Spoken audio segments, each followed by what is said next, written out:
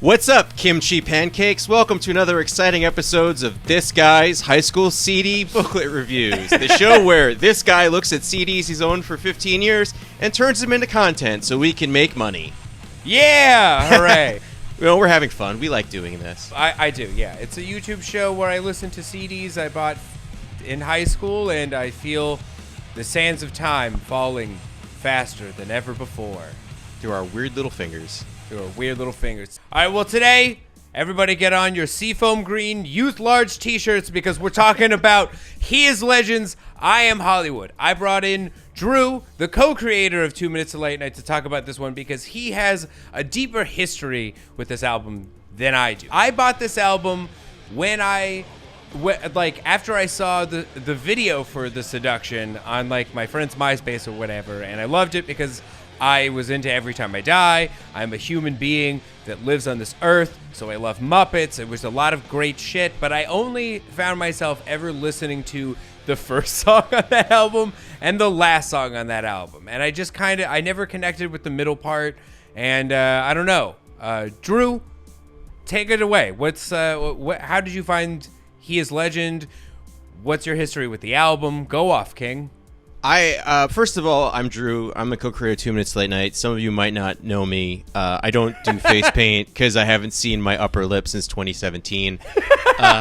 So I'm not on this channel very much. But He's Legend was such a big band for me and my group of friends growing up. I don't know if anyone else remembers this. Do you remember that you used to be able to like log into someone else's like pre-Dropbox, pre-Google Drive, like you could get files from someone's computer through Instant Messenger? Did you ever do that? I think I vaguely remember doing this exactly one time. Yeah. Exactly once. But it kind of worked like a screen share, right? Dude, my hometown scene, we like ran a counterfeiting ring of just like the amount of copyright infringement that we did. Like, thank God it was smaller bands like He Is Legend and other ones that needed the money, because if it was like Metallica, we would have been sued out of existence. Yeah, but I remember you'd be wearing that shirt in jail. Yeah, I would look like I would look like this, but I would not be surrounded by Transformers.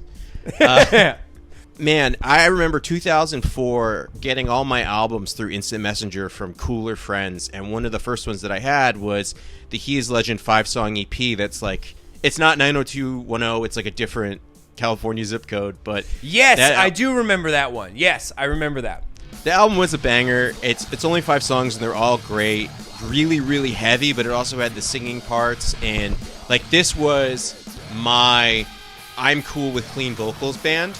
And I think the reason why you probably only remember like the beginning and the end is that the beginning and the end, those are the two like real hardcore songs, and everything else in between is just kind of alternative rock, and it's great. It's great.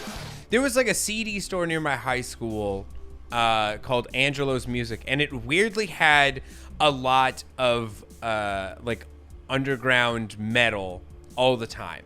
I bought like a bunch of random shit there, and we're fine. I'm excited because coming up in the booklet, like some of those are gonna show up at some point. Just like the random bands that I think had like an EP on MySpace, but somehow Angelo CD had like a CD copy of a band that only had 5 songs. But I did buy that EP there. I was into that, and then I heard this album, and I think you're right, because the alternative rock parts were not what I expected. But those are the parts that I love about the band now. Like, I got into It Hates You a lot. Like, I love when He Is Legend became, like, once the singer smoked 100 million cigarettes and they started writing Caius riffs, then I started to love the band. Which great. Is where the middle section of this album connects to most. I think, like, that's it's weirdly, that's where the band was going, and that's where... So I used to have this column for Metal Injection called 29 Scene, where during that year I would write about, I guess kind of a precursor to this show in a weird way. I would write about like scene music and listening to it again from the lens of like being an adult 10 years later, 15 years later, almost 20 years later on some of these albums. The last one that I never finished was I did a deep dive into He Is Legend. Everything that they made is really solid. All of their albums are really great. But when they came out with this album, it brought all the scene kids in. And then when they did Suck Out the Poison, I guess Skylar, his voice had gotten kind of blown out. So it's way more like grumbly, and there's not as much of the singing, and there's not as much of the screaming either. It's just like a really, really mean, aggressive album. And people shat on it and disowned the band. And it really took them a long time to like build an audience afterwards. I think they might have even went on hiatus. And looking back, like listening to it now, it's such a good album. Like everything that they do consistently is really, really good. They're one of the best bands, and it's a shame that they never got to get put up into the spotlight the way like a lot of bands that are still touring now are. My big comparison to them when I was younger was Every Time I Die. I'm such a weird music fan because I think a big thing for me is I get burnt out when I hear a band that I think sounds like a band I'm already listening to. And so because of the first song and the last song, for me, I think I never gave He Is Legend a chance because I was, at that time, because I was like, I already have an Every Time I Die. Why do I need this? Yeah. And I think that wasn't really fair to them. Even those songs, like now listening to them today, I was like, oh, there's like Horse the Band in here. There's so much other shit that is like a part of what they were doing. This album still is not exactly for me, but they become a band that I really like. And I agree with you. I wish that more people gave them a shot. They have a strong, small fan base, but I think you're right. Suck Out the Poison was a big deal in my hometown. People were fucking pissed that it didn't sound like the other album. They were mad that there wasn't as many like clever "Mad at Your Ex-Girlfriend" lyrics. They were mad that the good cop, bad cop vocals were out. That they were going in more of like a southern direction. Yeah. And maybe that other people felt the way that I did too. Like instead of Every Time I Die with Suck Out the Poison, they're like, we already have a Maylene. We don't need a this anymore. Yeah. And you have to remember too, like back at this time, like between 2004 and 2008, some of these bands were putting out an album a year. So much happened so quickly. And literally the spin between this is the coolest little 5-song EP I've ever heard and holy crap, I hate Suck Out the Poison. That's like 3 years. It's like not even a full term of high school. And it's wild because they started off where they were, you know, the big thing back then was like, we're a party band. You listen to us and you go to parties. You get your American Apparel underwear and you get your friends to take photos of you in it, you know? Yeah. And then Suck Out the Poison comes out and they're like, we're not a party band anymore. And Every Time I Die is still very much like, oh, we're a party band until like 2009, you know? So it's like, I think maybe the scene needed to mature a little bit more to discover and enjoy this music. But of course, nobody did until like 2014 when we all had office jobs and we were like, oh, well, I guess on the weekends we'll wear black t-shirts. Yeah. 100%. I think you're spot on about Every Time I Die. I think because people weren't ready. People weren't ready for bands to change at all, especially in the scene, because I think like the scene had just started existing. It's weird that the term for this clique of children is just referred to as the scene. Yeah. You know, like it's it felt like it had just started and people like had just figured out what it looks like. We're like punk, but not really. It's like androgynous, but it's also related to like 80s hair metal. That's what the look is. Lip rings, like jeans from Savers, a striped shirt like the one you're wearing.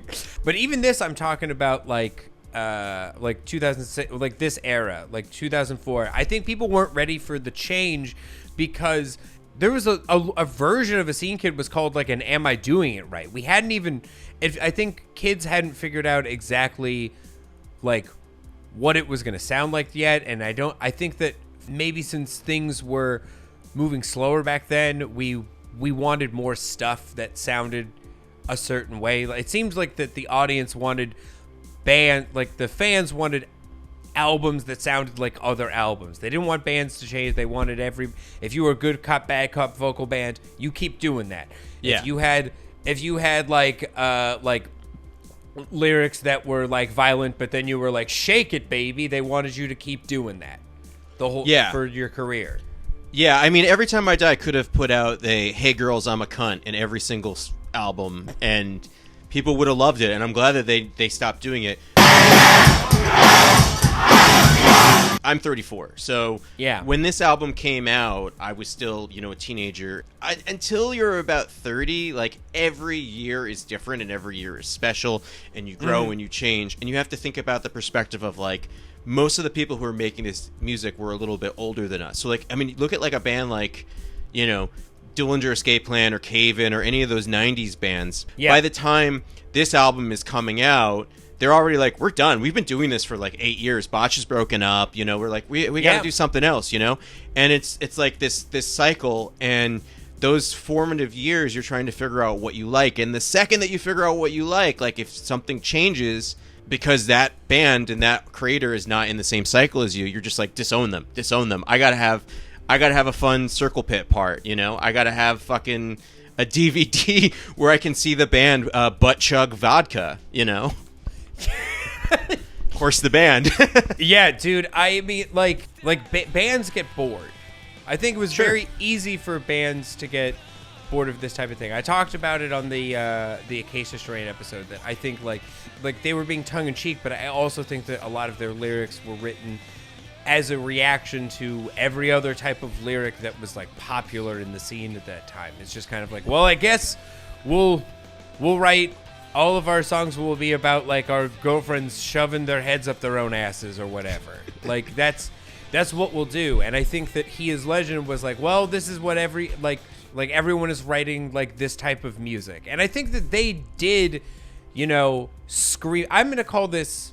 It's kind of hardcore, but it's more of based on like the clean vocals. It's kind of a screamo album, and I think that this is their version of it. And I think they did an incredible version of screamo, of this era of screamo, but with very creative riffs. Like the breakdowns are really fun. The changes and the amount of riffs that are in a song like The Seduction is fucking bananas.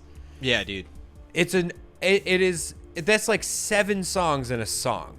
And that's exhausting and it's really fun, but I think that I felt burnout listening to the album. I'm like, that's a lot of shit. And I think that they probably felt that way just writing it. They're like, we're done with this. We did our thing and we're done and we're moving on. And then they wanted to become this monster, like Tom Waits voiced, drop-tuned rock band that they are now, and it fucking rules, and no one cares, and it sucks. It sucks, because these new albums, man, and the crazy thing is, too, like, after It Hates You, every album after that ends with a big, like, 10-minute Shine On You Crazy Diamond song with, like, backing vocalists just going bananas. It's awesome. It's such a good. I think this is their transition into like, we're gonna be a driving in your car band. You're gonna put this album on. You're gonna listen to it, and hopefully, you don't get to your destination before it's over. Hopefully, you go on a road trip where you can listen to our whole discography. Because that's what that music is for, and it's great. I love it. And that's also like my fondest memories of it. It's like I remember seeing around the time this album came out, they did the Bamboozle, and I went with my friends and my high school girlfriend, and it was awesome. And they were the only band that, like, I remember they played like China White, and you just kind of see people swaying from side to side while they're waiting for the mosh parts to come in the other songs. And no other band had that. Everybody was just like there to mosh on concrete and enjoy what little ankle they have left. Yeah, it's I feel like it's a curse that has happened to, like, if you were a scene band and you decided to change to be a little less of a scene band, it cursed you. Like, in 2 albums from now, we've already shown the page, so I can say this. We're gonna do Art Damaged by Fear before the March in Flames. They had, like, I think 1 album after that, like the Always Open Mouth, and then they were shunned into existence. Like, they put out an album with almost no screaming and or dissonant chords or riffs, and people despised it, that they did not want to keep doing that, and now they're gone. So it was a experimentation specifically in the year from like 2004 to 2006 was the most frowned upon ever. It happened with Cave In famously earlier, but I think there is something specifically like vicious about 2004 to 2006. Oh, yeah. Well, some bands got success and some bands didn't. And a lot of, I would assume, labels were pressuring people to change their style a little bit so they could be music that's in video games. You know, you see that happen with like a band like The Fall of Troy. You know, they put out Doppelganger and it was a huge hit. And it's a really, really great album.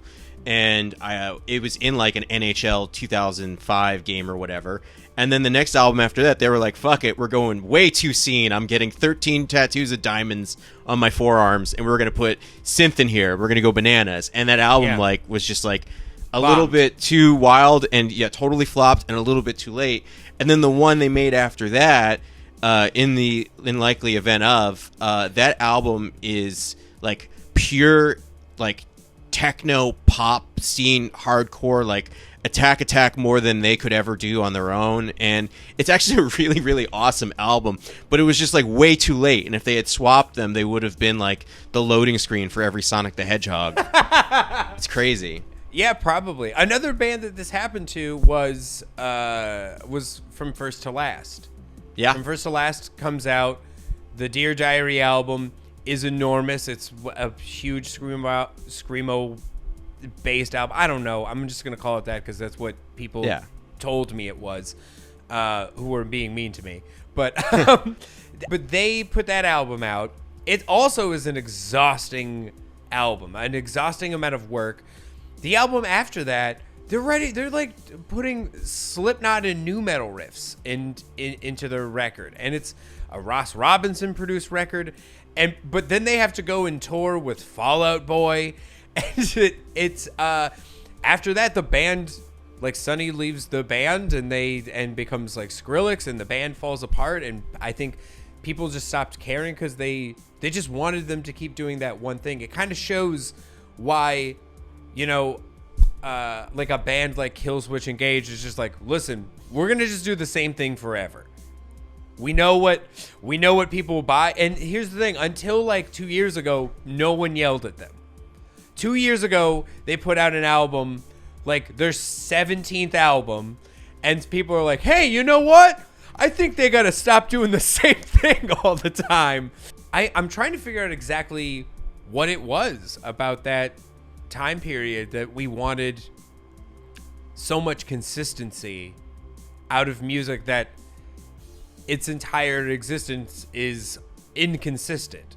There's no consistent pattern to most of this songwriting. There's multiple genres infused in every album, but for some reason it feels familiar, and we don't want that to change. We want exactly this, and I think that's so weird. It's all subjective, and it all depends on the person. It depends on the listener. It depends on the band. I mean, we don't actually know why any of this music changed the way that it did. Is it someone wanted to do it? Is it that there was, interference from the label? Was it pressure to do it because of, fucking paying your bills, making art? But, it always makes me think about, like, do you remember the first time that you decided to mosh? Like, you felt brave enough to show off your karate moves? Yeah. And it was just like this weird moment of like, I am doing the right thing. I am doing this thing. My friends think I'm cool. I don't care what anybody else thinks. I mean, literally, like, out of context, there's nothing more cringe than watching, like, parking lot mosh, Yeah. And I remember thinking that was the coolest thing when I was a kid. Like, you and your friends, like, moshing to nothing somehow was even cooler than doing it at a show. But then you're actually just like a dude in public just flailing his arms around listening to screamy music. Yeah. And you're just like, it's all about the whole reason the scene worked and the whole reason we all dressed like we did. It just was this weird little comfort zone that we were all kind of afraid to leave. And then you do kind of get aged out of it, whether it's by choice or by society. And so anything that reminds you that this has an expiration date, whether it's a conscious or subconscious decision, you're just kind of like, no, I don't like that. No acoustic guitars. I don't care how good you can sing. Well, that's the way it is. I'm like looking at it and I'm like, every band that was considered a scene band had like one album and they were immediately like, oh no, we don't want to do that. No, we don't. like every band that we've talked about, I think for the most, minus like a Kill Switch or whatever, but I think you look at He Is Legend, you look at Fear Before the March of Flames, you look at From First to Last, all of those became huge scene bands, and immediately it had to be their type of creative, even the Fall of Troy. I think the Fall of Troy, I think 98% chance they decided they wanted to change their sound for themselves, because every album that they made was fucking weird and kind of unmarketable based on what the scene looked like. I think they just didn't want to be a part of the scene. I think that everyone appeared in the scene. They were like, this is fucking lame. The biggest band that did that is Job for a Cowboy. They showed up. They accidentally became a scene band, and they were like, we got to get the fuck out of here. Like, we're no more breakdowns. Oh, shit. Hold on. My battery died. Speaking of breakdown. The bands moved away before the fans did, because we all grew out of the scene culture, and we're like, oh, I regret that. I think the bands did it and realized it before everybody. They were like, this is lame. Obviously, we have to make a lot of assumptions to say this, but there are a lot of musicians that pivoted from making scene music to being, musicians, people who want to make good, high-quality music. And then you also have people that pivoted to being like, no, this is a career, and I'm just going to make the stuff that I know that sells, Fall Out Boy. And no shade to them. They're millionaires. They're having a great time.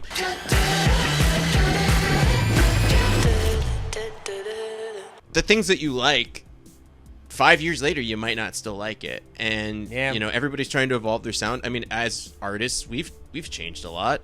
Not even just talking about 2 Minutes to Late Night, but, just the way that things that we like and things that we enjoy. So at the end of the day, it's like you have this crowd of people who command one thing, and if fulfilling that spot that they need doesn't line up with yours, it's like you have to make the choice. So you're going to put out, an album that's exactly the same 37 times, or you're just going to make the thing that you want and be like, fuck it, this was flash in the pan, at least I'm having fun. Like, I'm not going to name names of bands that I know have been consistently doing the same thing for now, at this point, almost 20 years, because it sucks. And they kind of suck. Every Time I Die is the best band because every album is different, and truly, it's so funny to talk to people, and you have really staunch early Every Time I Die fans, that don't even give the new stuff a try, and I'm like, dude, the new stuff's so much better than the old stuff. Yeah. And you just see improvement on every level on every album. But of course, there's no band in the game better than them. Period. From the scene, no.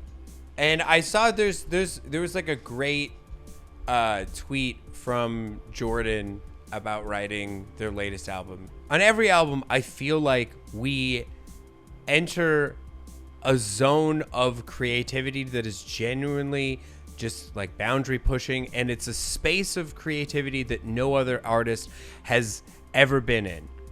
But also, I want to fart into different microphones and hear how it sounds. Here you go. And I'm like, yeah, that's it. That's the magic, baby. But speaking of farts, let's talk about this album art that looks like Ren and Stimpy's intestines tied together. Yeah, it looks like Rip Taylor's colonoscopy results. R.I.P. Oh my god, yeah, it looks like a close-up photograph of Beyond Meat. This looks like a scene in like a Vietnam movie where one of the soldiers just got exploded, but instead of like humans, it's Muppets. It's just like Kermit the Frog being like, Thomas Piggy, I love her, as he dies. He is legend. That's stupid. This is stupid. When you see it with the font on it, it looks like the design of a gallery in like New York, where it's like, is there art here, or are we just doing cocaine? Yeah. But it's also supposed to be a Hollywood map. Like it has the street names. Is it? Hollywood? I've never looked at it up close. I didn't own this album. We stole it. Oh crap! Yeah, look at that. Vine Street. Wow, that's where I buy my organic groceries. But that's not the shape of Hollywood at all. It's not. I mean, now that I can see that, I get what they're going for, you know? But it is funny because this is like very much like the 2005 aesthetic, and I don't know who made it first, whether it was like them or H&M, but it was just kind of like the bad graphic design with pastel colors where it looks like someone literally just started screen printing like 2 days ago, and there's blotches on everything. Yeah.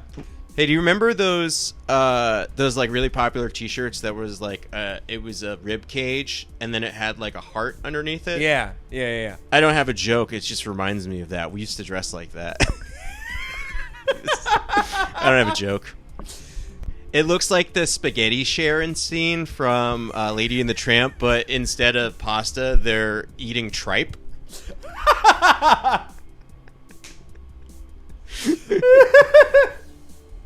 This is what like ordering a calamari appetizer in Real Monsters looks like. It's funny too because the font is really hard to read because they chose earth tones for some reason, so it just looks like it says Heath Ledger over and over again. And then they scribbled it out when he died. Oh fuck! Shit. Oh yeah, I don't know. Fuck. Yeah. 2004 art, huh? Yeah. This album art looks like I'm excited to see the Fantastic Four movie. That's what it looks like to me. Tim Story's The Fantastic Four, coming to a theater near you, starring Michael Chiklis and Chris Evans and What that the dude from fuck? Nip Tuck. What the fuck was going on? I forgot that it was Tim Story. Yeah, it was a dude that did Barbershop and Barbershop 2. I mean, get that money, man. But also, what the fuck was that? Probably not his fault.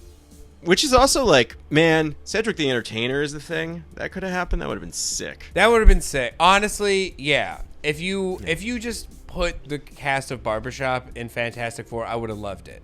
This looks like, you know, like somewhere in a bunker right now in Denmark at the Crayola factory, there's just like a little Danish boy scribbling on paper with like an experimental crayon. He's holding it up. He's like, look what I created. And it's this album art. I thought you were going to say like where like in a crayon factory, like they go underground and you see that there's like a queen crayon just shitting out She's just shitting out colors in this album over and over again. That's a picture of her.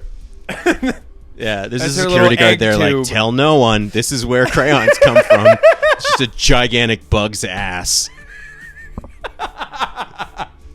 You know, like, The did you ever crayon have the crayon cream. boxes that had the sharpener built in and it was kind of like the box had an asshole? That's what it's like. Yes.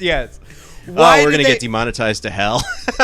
I don't care. People need to know about the crayon box asshole. Kids don't Crayons remember. come out of an asshole. This looks like me drawing a picture of someone getting hit by a car while I'm getting hit by a car. Yeah, it just looks like one of your drawings. Your skills are not there, my friend. No, they're not. Yeah, this looks like me writing my name. This looks like if you got an air fryer and filled it with highlighters. Yeah. Art, huh? I don't. So final thoughts on I'm Hollywood. Like, would you listening to it? Like, do you still like it or? I love this album, and I think that I listen to the in-between songs more than the singles, but I think I also, you know, my opinion might be tainted because not only do I live in Hollywood, but I went to high school with someone who has I Am Hollywood tattooed on their forearm, and they absolutely have never been west of the Mississippi River. So it's just like, cool, man. It's a cool song. It's actually a great song, and the lyrics are really rad, but yeah, it's fun. I think when I want to listen to He Is Legend again, it's that same sort of thing. Like, I think they really evolved, and I tend to listen more towards, you know, It Hates You, White Bat, and Heavy Fruit. All the new albums are really good.